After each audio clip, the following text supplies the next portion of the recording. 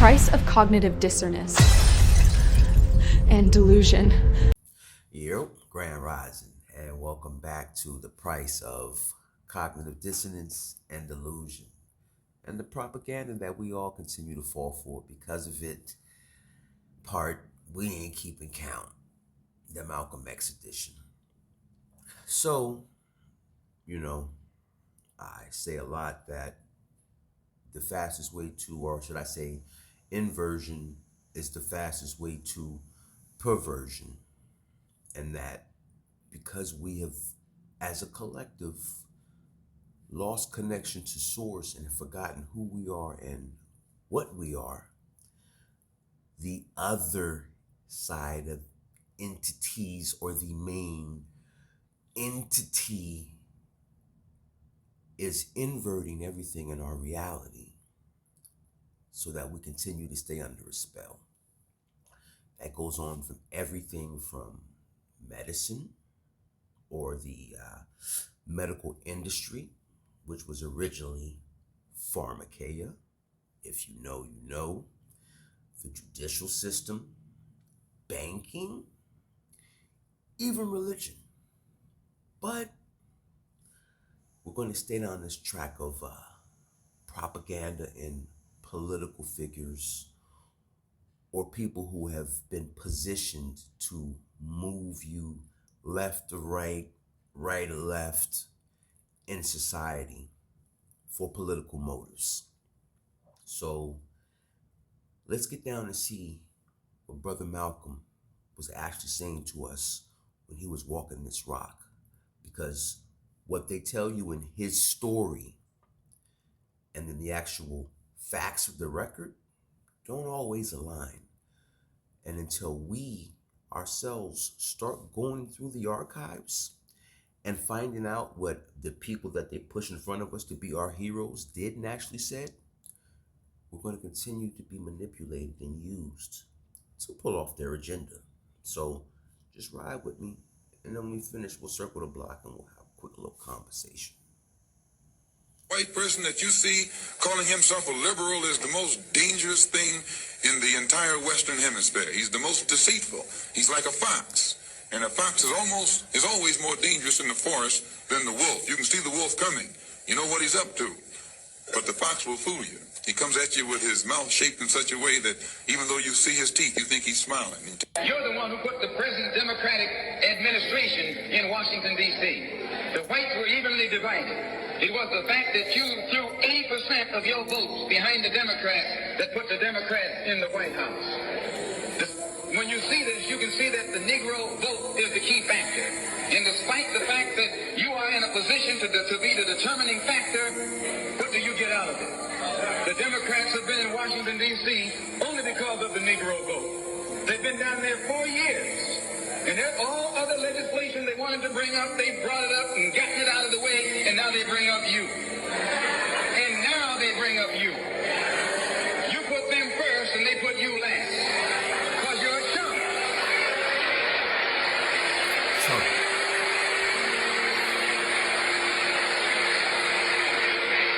A political chump.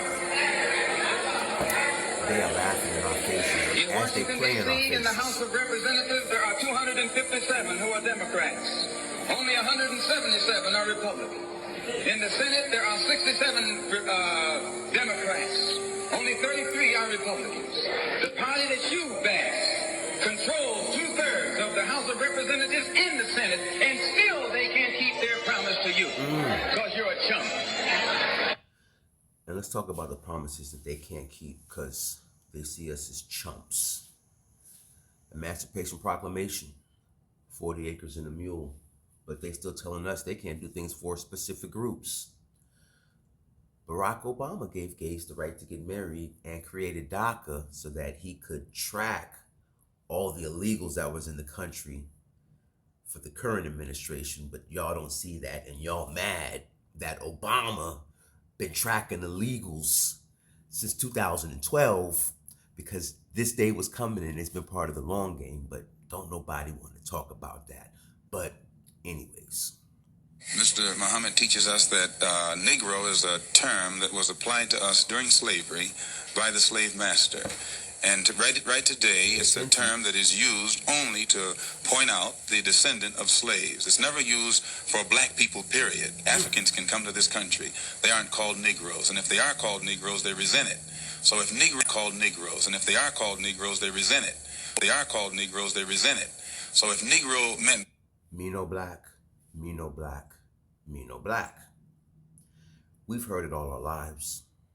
And now that we're finally, as a collective, starting to stand on it, we're being called racist and xenophobic, or doing the white man's work. Nobody seems to find that odd. But the people that say these things never speak about the wild, devilish shit that their people have been doing to us. And that's the thing that does bother me, because when I bring these things up, I only get one answer. Well, when we was kids, they called us African booty scratchers. So that makes it okay that what we all did collectively is talk shit to each other as children, that now as adults, y'all are doing everything in your power to undermine us in our house. black, as we've been taught, it would be a term that would be applicable to or applicable to everyone.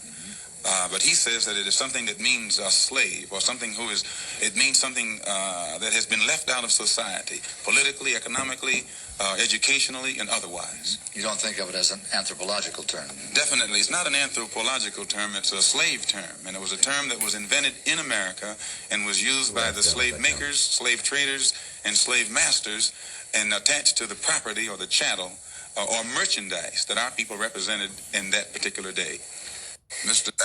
Whenever it takes a stoppage of something that's going to affect the white man, you find the white liberal absent. But when it involves something that primarily will affect the best interests of black people and black people only, then that white liberal is present. Herbert Hill is the labor secretary for the NAACP. And if he was interested in black people, he would prepare a black man with the type of knowledge and understanding of the labor troubles involving black people that would enable a black man to sit in the same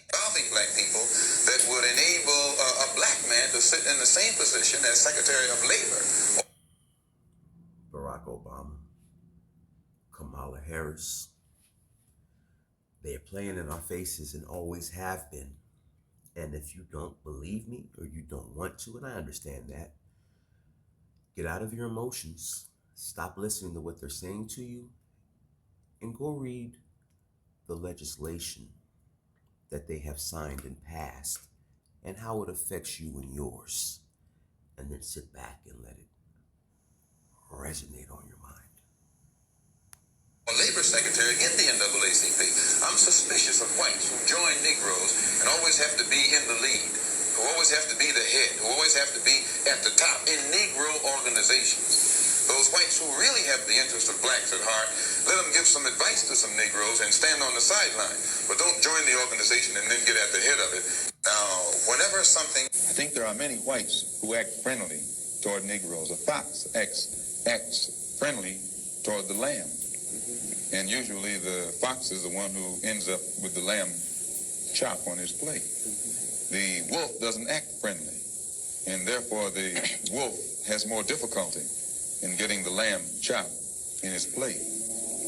I'd like to point out, though, that... I say that because it is usually if you study the structure of the Negro community, economically, politically, civically, psychologically, and otherwise, it's controlled by the white liberal, who usually poses as the friend of the Negro, who actually differs from the white conservative in the same way that the fox differs from the wolf. Their appetite is the same. Their methods are the same. It's only their mannerisms and methods that differ.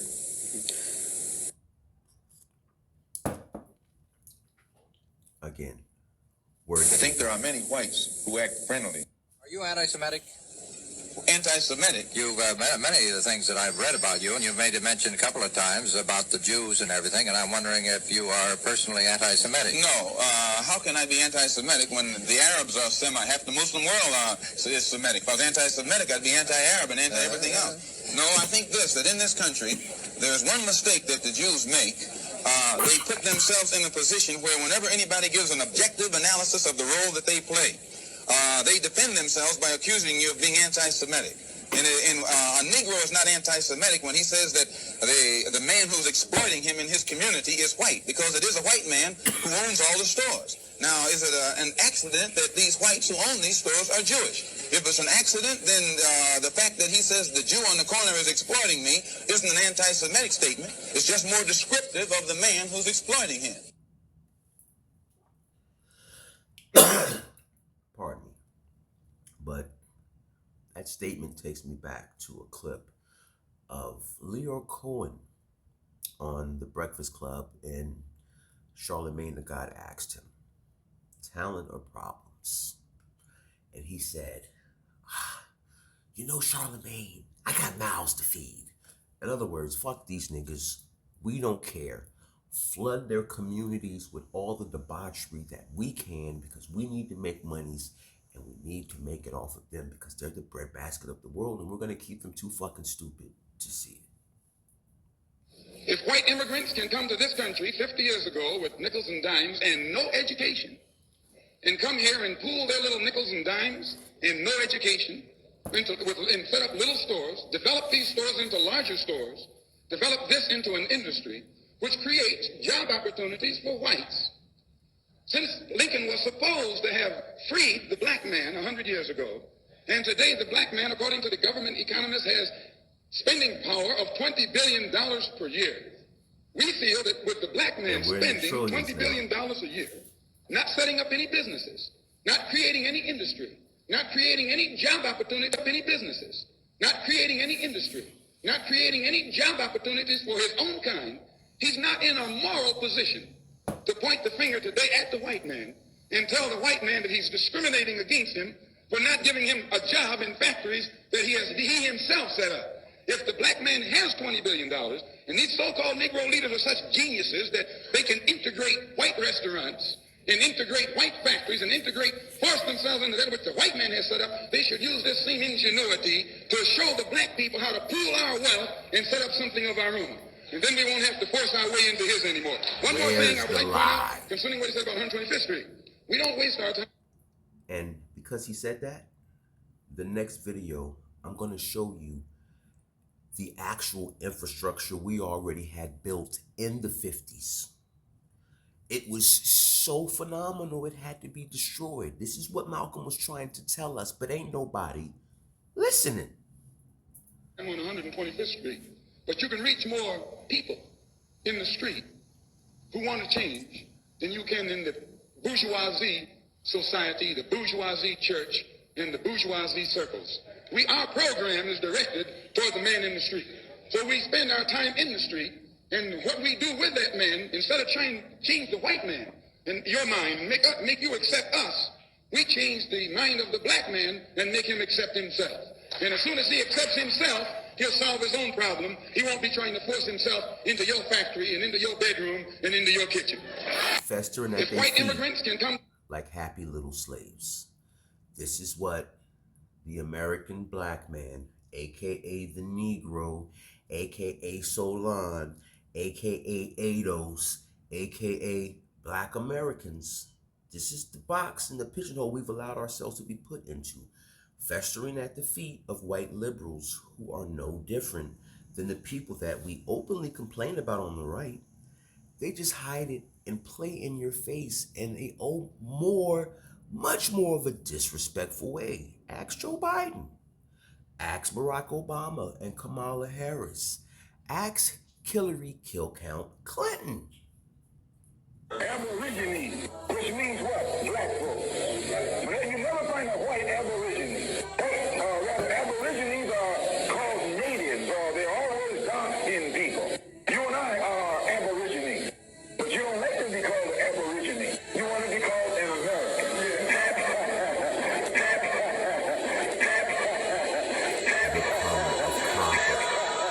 Aborigine actually means from the beginning. Two Latin words. The original man. Meaning the beginning. Malcolm X was a black conservative who said in those 3 chapters that he voted in 1964 for Barry Goldwater. take out those 3 chapters. He did not want, Alexander did not want the American people, especially black folk, to know that Malcolm was a black conservative. It went against the liberal. You are talking about the synagogue of Satan. And I'm going to say this before we close out. The Audubon Ballroom,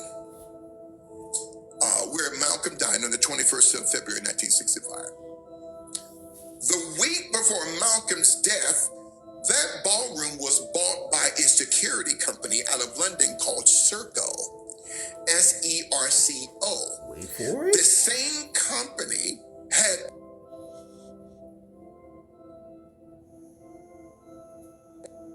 That's another topic for another day. See, these rabbit holes, and to the average person, I'm going to say this and let you go. I don't mean to wear you out. To the average person, they think this is crazy. So wait a minute. Serco bought the Audubon Ballroom, and then the day after Malcolm's death, on the 22nd, they sold it back to the city of New York. Coincidence. That's it. Yeah. And so I'm going to say this, the Nation of Islam created the atmosphere for the assassination of Malcolm X. But I don't believe Louis Farrakhan or people in the Nation of Islam was a part of the conspiracy. It was a combination of the CIA, the FBI, and a rogue element within the NYPD called BOSSI, the Bureau of Special Investigations. They had set up cops to be a part of Malcolm's, organization, the hip-hop police. Muslim mosque temple. And so they infiltrated Malcolm because Malcolm was exposing the Luciferic heptagon, septagon deep state. Malcolm was a black conservative. And that is my end today of the immaculate deception of history. Malcolm X. Inversion is the fastest way to perversion. And everything that they've taught us about our reality in this realm we live in has been inverted, told in backwards, the map flipped. Pay attention that those of us that were brought up in a westernized ideology or civilized society,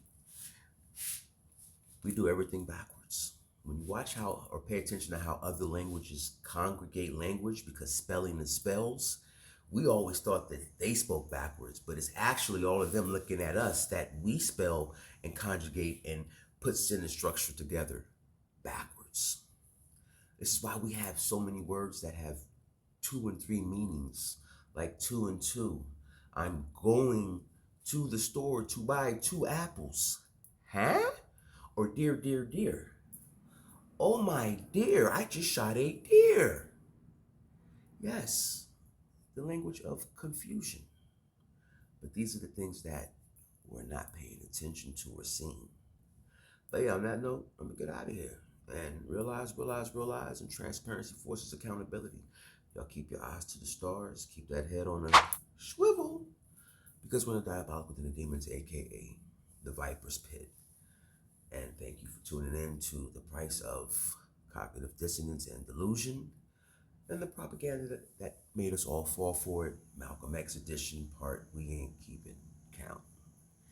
Y'all stay dangerous.